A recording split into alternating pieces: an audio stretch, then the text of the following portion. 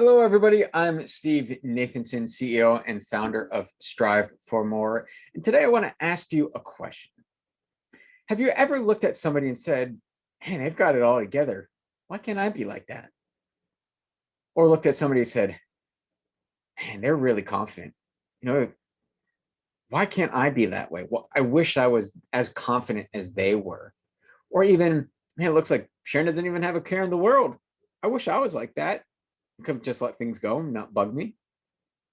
If you've ever asked yourself these questions when looking at folks, you're doing something the rest of us do. It's called social comparison. It's a very natural thing for us to do. We look at other people and we make these assumptions and perceptions about them and inherently compare us to them. However, this can create kind of a deep-seated problem for us.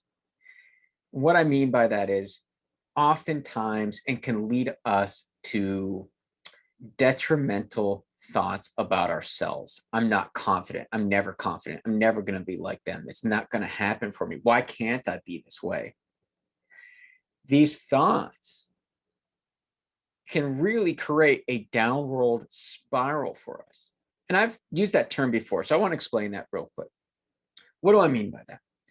Let's just say I'm using confidence as an example. And I look at John and I say, man, John's really confident. They've got it all together. There's no issue there at all. They're able to present the way they present themselves, the way that they hold themselves, what they say. Oh, why can't I be that way? I'm not that way. I'm not that way because of this, because of that. This downward spiral is essentially one non-serving thought after another that just keeps us in this cloud of despair. It keeps us sucked downwards and thinking badly about ourselves, right, in that non-serving. And it makes it harder for us to get out of this. And it doesn't have to be confidence that we're talking about. It could be anything where one thought leads to another, then another, then another, then another. A great example of this is actually the internet. There's so many different things out there right now that draw you in, right? Clickbait is one of those terms where you see something, you read it, and then you keep clicking and clicking and clicking and keep clicking and keep going further and further until maybe a half hour has gone by and you've wound up somewhere completely different than where you started. That is this concept of this downward spiral. And when we compare ourselves to others, this is the kind of detriment, this non-serving downward spiral that we can get sucked into. And what happens when this continually occurs and I say something to myself over and over and over again is I actually start believing it. So the danger and the detriment of social comparison comes into play when I do this constantly. And it's not just one person, it's multiple people. And it creates this thought in me that I can't, I'm not, I never. And it creates a belief that strongly gets solidified every single time that I say this to myself. So when I make this comparison, I can create this detriment and this lack of belief in myself of not being confident, not being, say, carefree, not having it all together or organized or prioritizing or strategy versus, say, tactical. Why can't I be more strategic? That's one of a big struggles for people who are moving up the chain in their organizations is shifting, say, from the tactical to the strategic. In that instance, we may say to ourselves, I'm never going to be strategic. I can't see that bigger picture. I'm much better in the day-to-day. I'm never going to be that way. I'll never reach that level. It is a very dangerous path to compare ourselves to others. So let's take a step back and let's not talk about comparison for a second, but let's talk about us and our uniqueness, because we are all unique, and that's okay. That's the beauty of it. While it may be great to think about having, say, more than one of us to get what we need to get done, the reality is most of us don't want to live in a world with people identical to us. Most of us think that we probably get on our nerves in that scenario, right? Having multiple of us. Do we really want to be in that world where everybody's the same?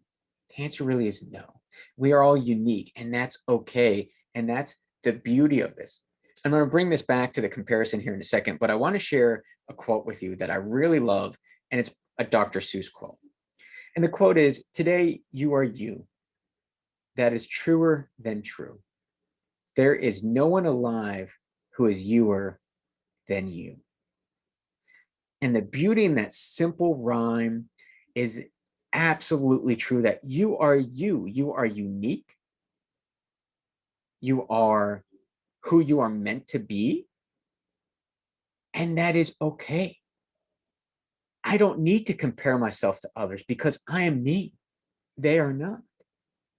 And I am capable of being confident. I am capable of being carefree if that's what I want. I can embrace who I truly am, give myself the permission to be me, to be human, and walk the path that I want. It is a simple yet powerful quote from Dr. Seuss. And when we talk about the comparison piece, when we talk about uniqueness, there's a chance and an opportunity here for us to flip this script. Instead of comparing ourselves to others and seeing the detriment there, I can't, I never, I won't, I can't possibly, that self-defeating self-talk, that downward spiral that can happen, can be flipped. So I'll give you an example from my life. I'm not too shabby of a runner, but there's definitely people out there faster than I am. And in fact, last night I was reading a book, and in that book by an Olympic runner, she was talking about going to the Olympics, competing in a race, and her 5K time essentially boiled down to like a 5-minute mile pace, 5-minute, 1 second bout. Definitely not my pace. And I could look at that and I could say, man, why can't I run like her? I'm never going to be that good. I can't possibly ever run a 10K at that pace. It's just never going to happen. I'm never going to be like her. But the reality is, she and I are very uniquely different. I did not grow up running. I did not run cross country in high school. I did not do it in college or join pro teams. I never had that really solidified in me when I was younger. I walked a different path. I didn't really find running until later in life. So when I look at her and what she's done, which is truly amazing and incredible, for me, it's a source of motivation and inspiration. So instead of comparing myself to her and letting my mind wander at how I will never be like her, and I will never run that race, or I can't possibly do this, instead, I look at that and I say, that is something I can strive for. I can shoot for. I can challenge myself to work as hard as I possibly can to get better. It is a source of opportunity for me to grow and focus on something I can set my sights on as a goal, as a desire, and up-level myself to get there, versus allowing myself to go down this negative, non-serving self-talk, caught in that downward spiral that creates a belief in me is, I will never run that fast. That is the beauty of flipping the script here. So part of giving ourselves permission to be human is accepting that I may naturally compare myself to others, but I can choose how I view and perceive others, and if I let that bring me down, or if I let it serve as a source of inspiration and challenge to strive to be like them, to transcend where I'm at. That choice is always going to be ours to make. So I want to leave you with something actionable from this.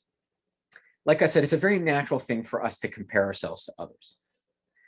So one question I'll leave you with is, whom do you compare yourself to? And what do you compare yourself about? Is it confidence? Is it being carefree? Only you know.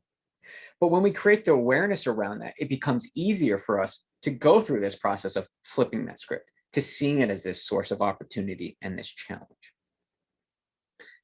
Now, that question, maybe that doesn't hit quite home for you. So there's another way I want to ask that and put this out there for you is we can actually ask it in a different way through the non-serving, the quote unquote negative. Before I put that question out there, I want to explain that for a second. It is actually often easier for us in life to talk about what I don't want, what I don't like, things I would change or do differently. It is easier for us to describe the negative, the non-serving. So this question can be more easily answered in that fashion. So the flipping of this question to the non-serving, and this is not laced with judgment whatsoever, it's just a different characterization of it to make it easier to create our awareness. So instead of asking ourselves, whom do I compare myself to and about what, I can ask, what do I feel inadequate about? Because that's in essence what we are doing when we compare ourselves. I'm an inadequate runner. I'm inadequate in terms of confidence. I'm inadequate in terms of being carefree or letting things roll off me. So there's two different versions of that question we can use to help unearth and create our awareness around what is it that I compare myself to others about? And how can I flip that script and use it as this challenge and opportunity to grow?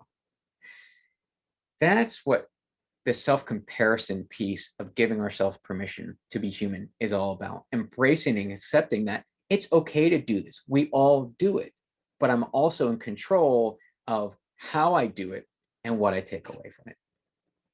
So until the next time, if we never ask, we'll never know. If we never try, we never will. Be the movement in your life.